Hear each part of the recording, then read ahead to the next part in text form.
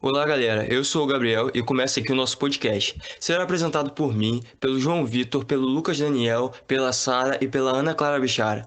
Nesse podcast falaremos um pouco sobre a função orgânica éter.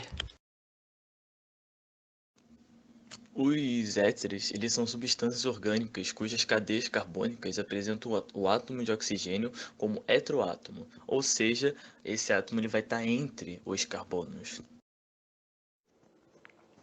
Além disso, o éter é um produto químico extremamente inflamável e um dos primeiros anestésicos. Um dos principais tipos comuns da substância é o éter dietílico, geralmente utilizado como anestésico e um fármaco. Ele pode ser utilizado para fabricar selo artificial, celulose, que é um tipo de plástico, óleos e resinas, e são geralmente incolores, líquidos de cheiro doce. Na medicina, esse composto é usado como um anestésico local, mas possui desvantagens de afetar a pressão arterial e irritar o trato respiratório, além do risco de provocar incêndios. Éteres são frequentemente utilizados como solventes orgânicos e tendem a ser bastante estáveis, não reagem facilmente e é difícil de quebrar a ligação carbono-oxigênio que existe.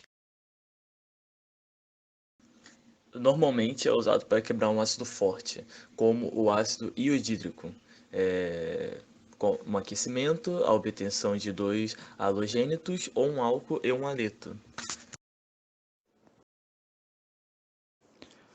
A ligação entre o átomo de oxigênio e 2 de carbono é formada a partir dos correspondentes orbitais sp3 híbridos.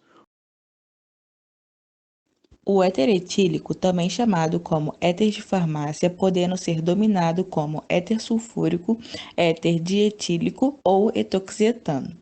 Essa substância orgânica possui como propriedade característica a extrema volatilidade.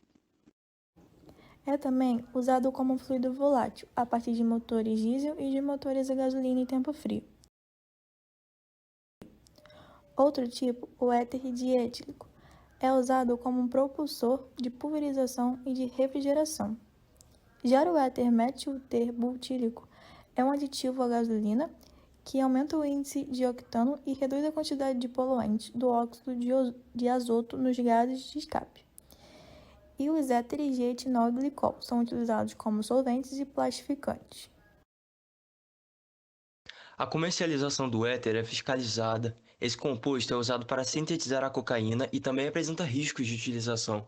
Além do mais, por ser altamente inflamável, o éter etílico tem sido amplamente substituído por anestésicos menos inflamáveis, incluindo o óxido nitroso e alotano. Um dos principais tipos de éter é o éter diétil, que foi descoberto no século XIII e é produzido através da desidratação do álcool etílico pelo ácido sulfúrico. Ele é um líquido que ele arde muito fácil e ele normalmente ele é utilizado para transformar substâncias sólidas em líquido. E ele foi muito usado na medicina, como dito antes, como um anestésico.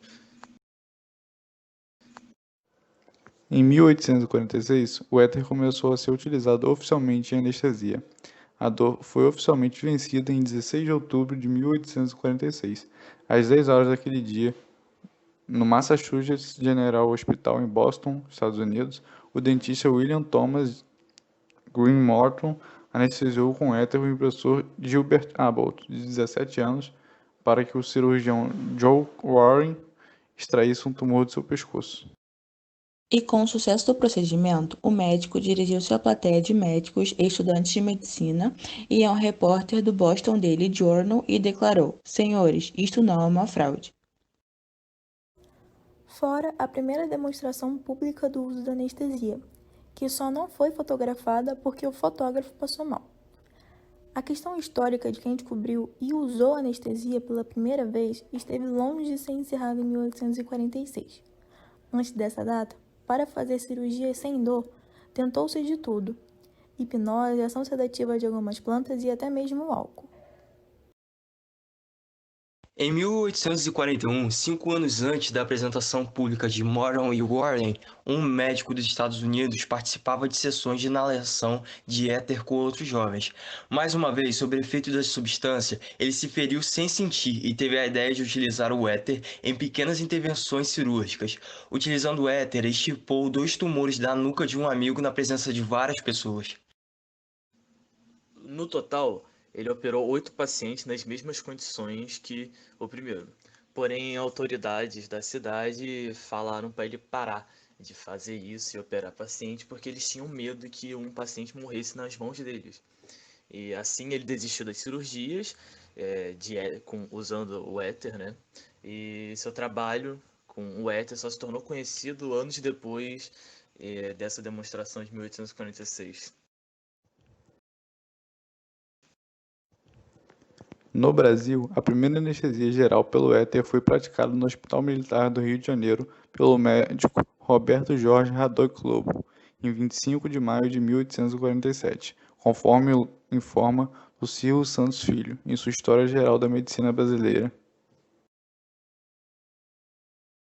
Na Inglaterra, o uso de éter como inebriante foi muito popular até o final do século XIX, quando a droga passou a ser proibida. Apesar de fora da lei, o éter continuou popular entre os ingleses até seu uso começar a declinar, por volta de 1920, quando o álcool tornou-se mais barato e mais fácil de se comprar do que o éter.